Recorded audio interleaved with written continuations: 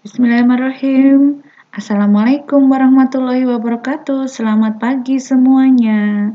Kita kali ini akan mempelajari tentang teori Johari window. Ya, untuk apa kita mengetahui teori ini? Teori Johari window digunakan untuk menciptakan hubungan intrapersonal dan interpersonal supaya hubungan kita baik secara intrapersonal dengan diri sendiri maupun interpersonal dengan orang lain itu bisa berjalan dengan baik. Nah, teori Johari ini memiliki 4 kamar atau 4 perspektif yang masing-masing kamarnya itu memiliki istilah dan makna yang berbeda. Setiap makna mengandung pemahaman yang memengaruhi pandangan seseorang.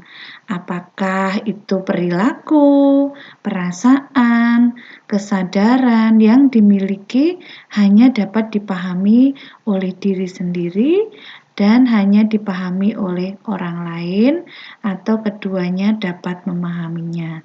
Kita bisa tahu dengan melihatnya di teori Johari window. Mengapa sih kok dinamakan jendela Johari atau Johari window? Johari itu berasal dari singkatan Jo yang berarti Joseph dan Hari yang berarti Harrington. Keduanya adalah yang mencetuskan teori Johari window ini. Window atau jendela itu menggambarkan bahwa teori ini memiliki 4 bagian yang terlihat seperti jendela. Teori Johari window itu seperti yang saya sampaikan tadi digagas oleh 2 orang psikolog dari Amerika yang nama lengkapnya adalah Joseph Luth dan Harrington Ingham pada tahun 1955. Teori ini digunakan untuk membantu orang dalam memahami hubungan antara dirinya sendiri dan orang lain. Teori ini juga disebut sebagai teori kesadaran diri mengenai apa? Mengenai perilaku, pikiran yang ada di dalam diri sendiri atau di dalam diri orang lain. Oleh karena itu, teori Johari window ini berkaitan dengan emotional intelligence theory yang berhubungan dengan kesadaran dan perasaan manusia. Mengapa sih kita kok perlu menerapkan teori jendela Johari atau Johari window?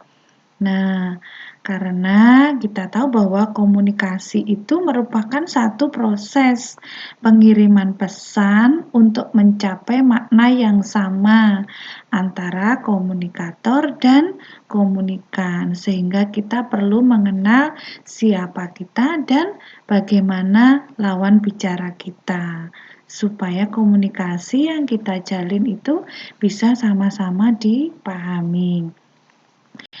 Karena komunikasi yang baik itu membutuhkan umpan balik dari seseorang ya. Kalau tidak ada umpan balik, artinya bisa jadi kok informasi yang kita sampaikan itu tidak dipahami oleh komunikan ya. Oleh karena itu kita perlu mengetahui siapa komunikan dan siapa kita supaya bisa terjalin komunikasi yang baik dan menghasilkan satu umpan balik yang sesuai. Nah, dengan penerapan teori Johari ini, kita bisa memahami perasaan, kesadaran, dan tingkah laku lawan bicara, sehingga komunikasi yang terjalin itu bisa menjadi efektif. Kita mulai satu persatu ya wilayah-wilayah di dalam teori Johari window. Yang pertama adalah wilayah terbuka atau open area, di mana kita tahu tentang siapa kita dan orang tahu juga tentang siapa kita. Know to self and know to other ya. Ini di sini open area. Di wilayah ini, seseorang akan saling terbuka terhadap diri sendiri maupun orang lain mengenai sifat, perasaan, kesadaran, perilaku, dan motivasi. Jadi, kita tahu, oh, saya adalah orang yang ceria, dan orang lain juga tahu bahwa saya adalah orang yang ceria, misalnya ya. Nah, dalam ilmu psikologi, orang yang ada di area open ini biasanya disebut dengan orang yang memiliki sifat ekstrovert atau terbuka ya. Orang yang berada di wilayah terbuka ini biasanya lebih mudah untuk menjalin komunikasi dengan orang lain. Nah, wilayah terbuka ini juga biasanya kita temui pada saat kita baru mengenal orang lain. Pada saat seperti itu, biasanya cenderung bersikap dengan melemparkan senyum, menyapa lebih awal, berjabat tangan, dan lebih banyak bercerita mengenai diri sendiri ya. Nah, berikutnya adalah wilayah yang kedua, yaitu wilayah buta atau blind area ya, di mana orang lain itu tahu tetapi kita tidak tahu. Nah, orang lain dapat memahami sifat, perasaan, pikiran, dan motivasi seseorang, tetapi yang bersangkutan, orang tersebut tidak dapat memahami dirinya sendiri.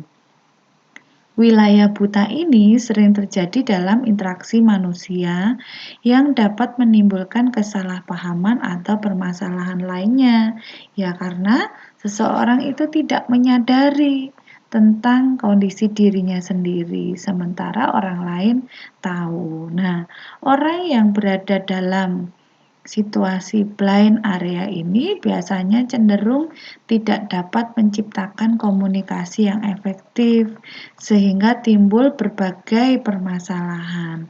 Misalnya, orang yang biasanya bersikap so asik ketika bertemu dengan orang baru, padahal dirinya adalah orang yang pendiam. Ia tidak dapat menilai dirinya sendiri sebagaimana sifat, perilaku, dan pikiran asli yang ia miliki, tetapi sebenarnya orang lain menilainya, sehingga orang menyebutnya sebagai sok asik karena biasanya dia orang yang pendiam gitu ya. Oke. Nah, berikutnya adalah wilayah tersembunyi atau hidden area. Pada wilayah ini, keadaan seseorang itu cenderung menyembunyikan atau merahasiakan sebagian hal yang dia miliki, seperti sifat, perilaku, motivasi, atau pemikiran yang dianggap tidak perlu diberitahukan kepada orang lain. Misalnya, seorang sahabat belum tentu dapat terbuka untuk menceritakan kisah hidupnya, keluarganya, atau masalah percintaannya. Karena apa? Karena merasa malu, takut, atau kecewa apabila menceritakan hal tersebut.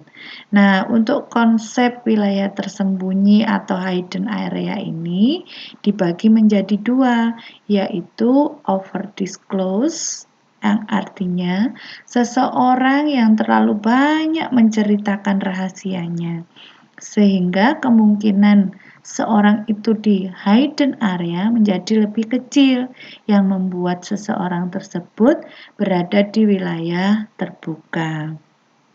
Yang kedua adalah under disclose, yaitu seseorang yang sedikit menceritakan rahasianya, sehingga seseorang tersebut cenderung berada di wilayah yang rahasia. Nah, kemudian yang selanjutnya adalah wilayah tak dikenal atau unknown area.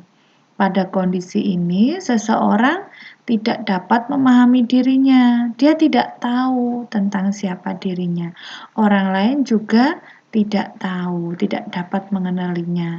Nah, wilayah ini tidak dapat menciptakan interaksi dan komunikasi yang efektif, karena keduanya sama-sama merasa tidak ada pemahaman.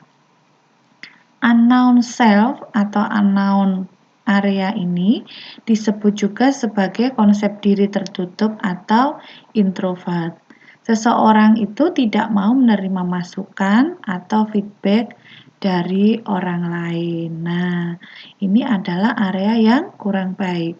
Sebaiknya area yang lebih banyak adalah area yang terbuka, di mana orang lain tahu siapa kita dan kita juga tahu siapa kita ya. Lebih baik kita mengurangi hal-hal yang dirahasiakan atau blind area dan mengurangi hal-hal yang kita tidak tahu atau hidden area dengan cara menanyakan kepada orang lain, "Saya orang yang seperti apa menurut Anda?" gitu ya. Nah, untuk unknown area ini caranya adalah supaya daerah ini lebih sempit, kita bisa mencoba dengan hal-hal baru yang awalnya tidak kita minati, kita coba. Siapa tahu di sana kita bisa menemukan minat atau bakat kita, sehingga area unknown bisa lebih sempit. Oke, demikian tadi yang bisa saya sampaikan terkait dengan Johari Window.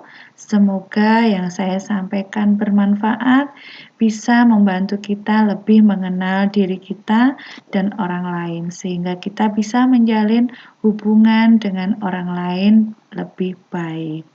Terima kasih. Assalamualaikum warahmatullahi wabarakatuh.